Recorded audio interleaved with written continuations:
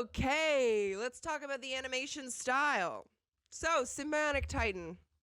I think part of the reason why Sym-Bionic Titan does not do well is because the style is quite off-putting, because it is like this old vintage style in a way that's very reminiscent of anime, but not like anime at all.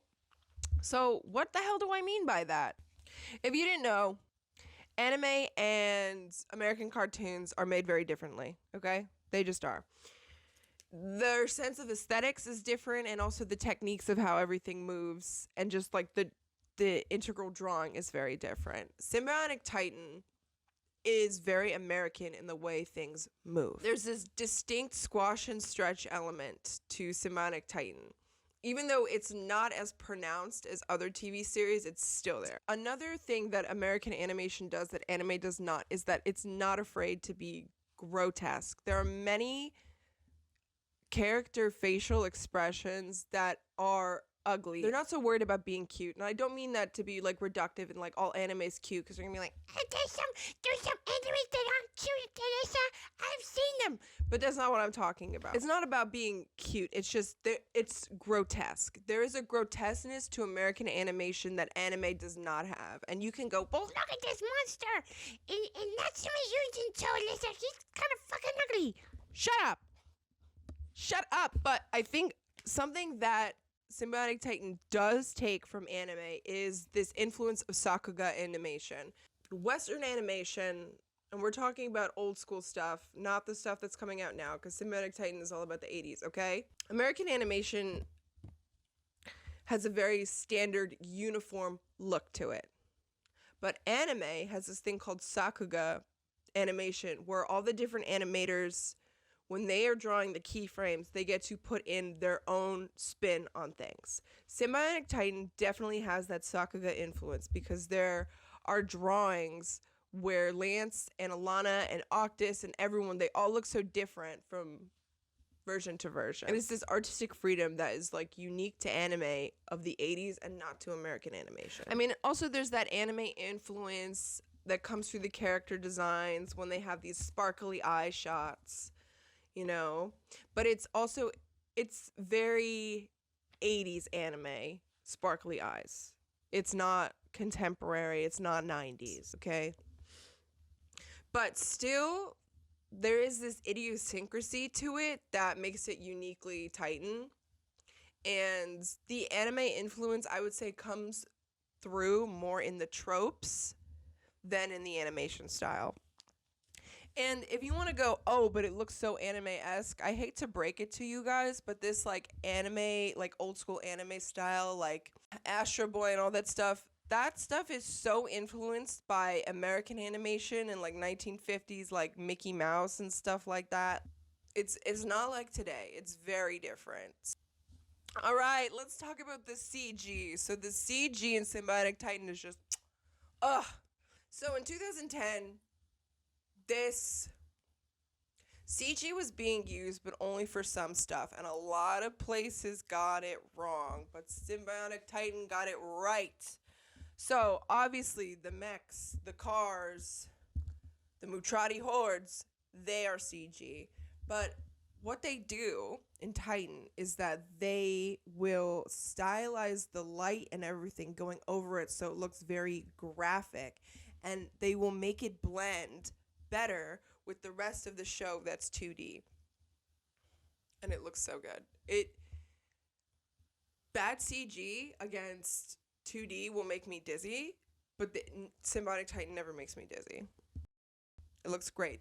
They match the textures very well, which is talent. Okay. And this like CG combo was not as common in like 2010 cartoons. Like, yes, you'd see it here and there. I bet you can pull up examples, like Motor City's an example, but it's not the way it is today.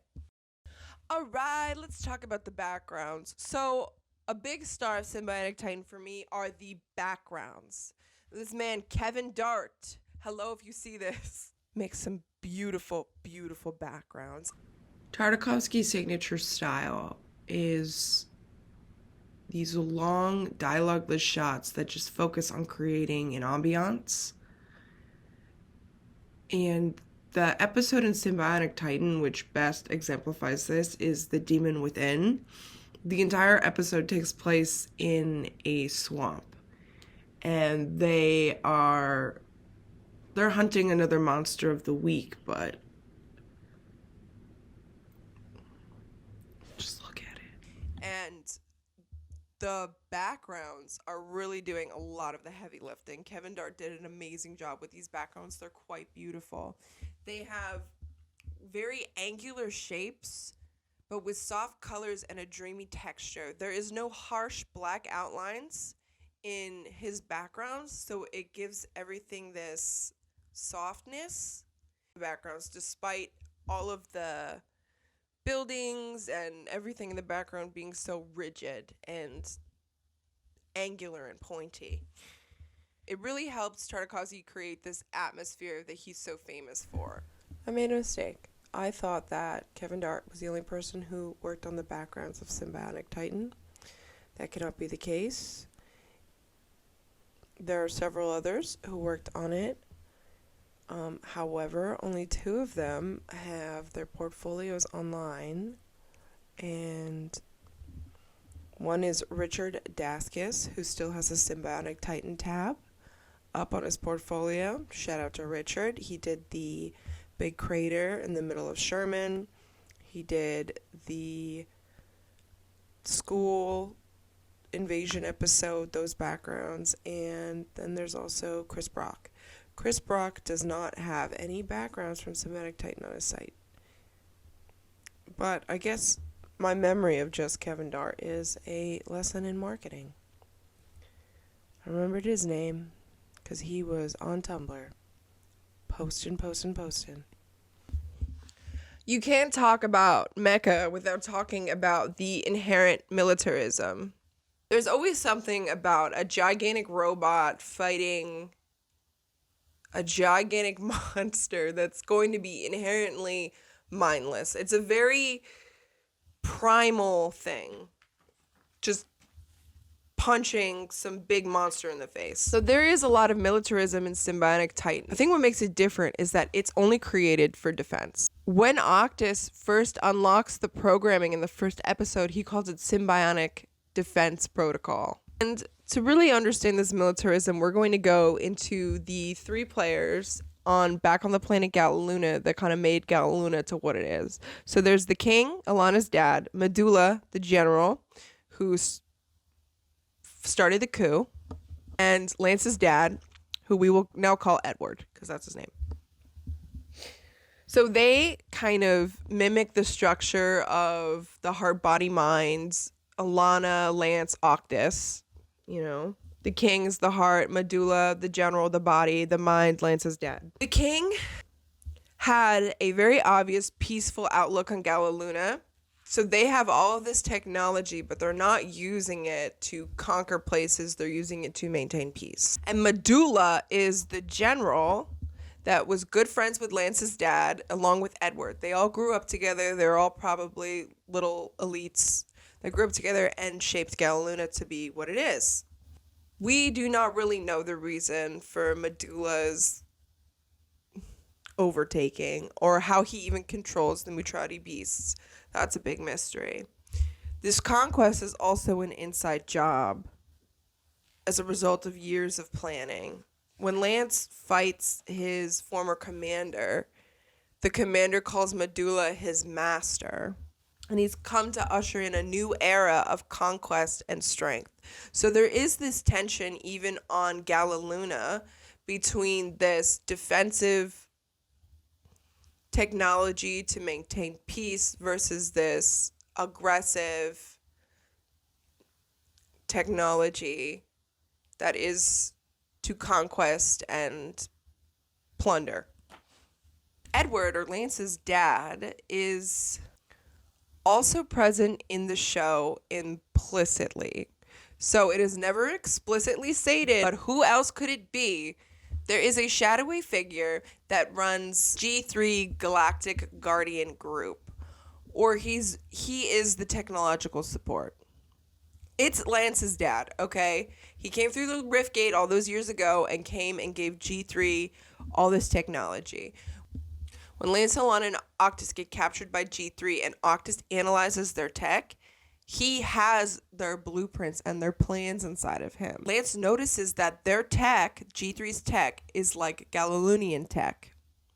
And also, when Octus is dead, that shadowy figure revives him. Also, Solomon Kane can fight toe-to-toe with Lance. How did he learn how to do that? It's not explicitly stated, but like, come on, people, it's him. This is what we missed. This is what we lost because Sym-Bionic Titan was canceled. These three men are kind of what set up Galiluna to lead up to this coup and invasion. With Medulla and the King, there is this anime-esque aspect of your best friend leaving or disappearing and going rogue and becoming evil and needing to save him. We've seen it set up Galiluna to lead up to this coup and invasion. So with Medulla and the King, there is this anime-esque aspect of your best friend leaving or disappearing and going rogue and becoming evil and needing to save him. We've seen it. We know it, okay? And these three men and their consequences are what led Galiluna to this coup and invasion for their children to fix. So, Sym-Bionic Titan might be influenced by Voltron, but since the settings are different, the way they're going to tackle these themes of militarism are different. So, the source material is set in space, so the aftermath of these battles are forgotten. It's debris floating out. Goodbye. You forget about it. But the destruction of the city by Titan and the Mutrati is apparent, and rebuilding is very slow. You can see the big craters when Alana goes on the bus. You know, stuff is broken and it doesn't get fixed. This city's in disarray. The city hall council meetings are probably horrible and chaotic to go to. Another important aspect is that Titan is built for defense. Okay? It's very important. They only activate it to defend themselves from the aliens that come through the rift gate, okay? They only act to defend themselves from Mutrati monsters. But could this change if the Sym-Bionic Titan went on for more than 20 episodes? Yes, there should be something of them returning to Galiluna and, you know, defeating the Mutrati that took over their planet. Would that be a change in the use of Titan? Would there be conflict there? Maybe, but we don't know. I would love to see it. So, since Sym-Bionic Titan is set in Illinois, which is in America, it explores mecha in an American military context, which is pretty hilarious. So, mecha's inherent militarism is exposed through General Steel. He's another trope. He's a hardened American military man, shoot first, ask questions later type of guy. He's a gung-ho nationalist with clueless and mindless underlings. It's through Steel that this mecha context comes to us. And by us, I mean Americans. When Steel creates the hammer, the American version of Titan, he claims that it's made by taxpayer dollars and American ingenuity. But it's actually made from nuclear cores and repurposed Mutrati and Galilean tech that G3 did not plunder. Clumsy. It needs rocket propulsion to move the arms, and it is also used in a very aggressive way that Titan is never used. So, let's move on to G3. So, G3 is the Galactic Guardian Group. G3 is an off-the-books international organization that seeks to protect Earth from dangers from outer space. And as I mentioned earlier, Lance's dad is probably a silent partner and contributes to their advanced technology. They're the foil to the U.S. military and General Steel.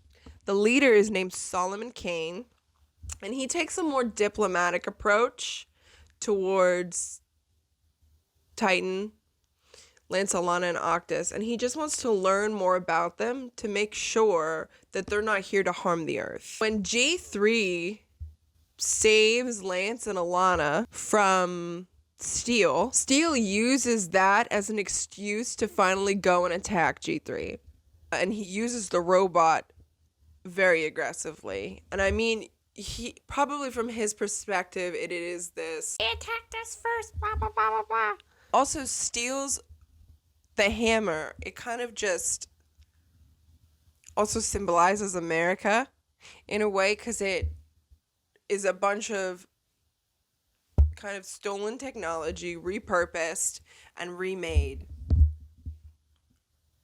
to make America a more aggressive military power. Flaws, baby! There's the flaws section.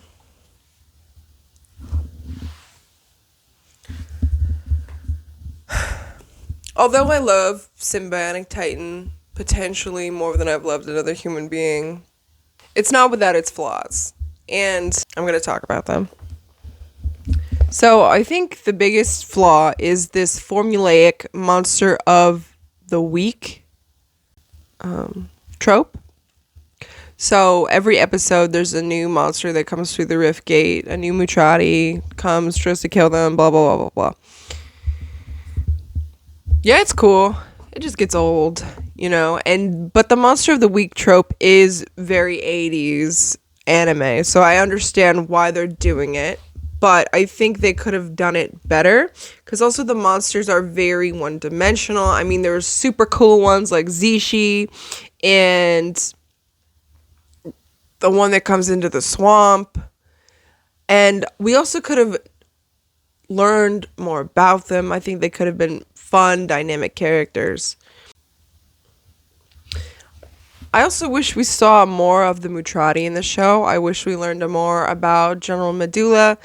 But all of these things could also be explained by it only being 20 episodes. And when they made the first 20 episodes, there was a plan to be more. You criticize them for this, you need to also take it with a grain of salt, because there was never an intent for it to only be 20 episodes. There was always an intention for it to be more.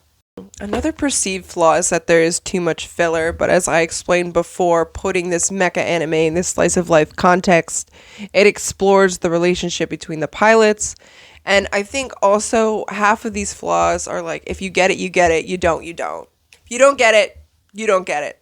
Not for you. Whatever. Still waiting on season 2. But I really do wish that we saw more of the Mutrati, especially with Medulla. How is he controlling them? Like, I think the Mutrati would have been very exciting. You know, maybe they sent some Mutrati that didn't die and lived on Earth and stalked them and learned about them and blah, blah, blah, blah, blah.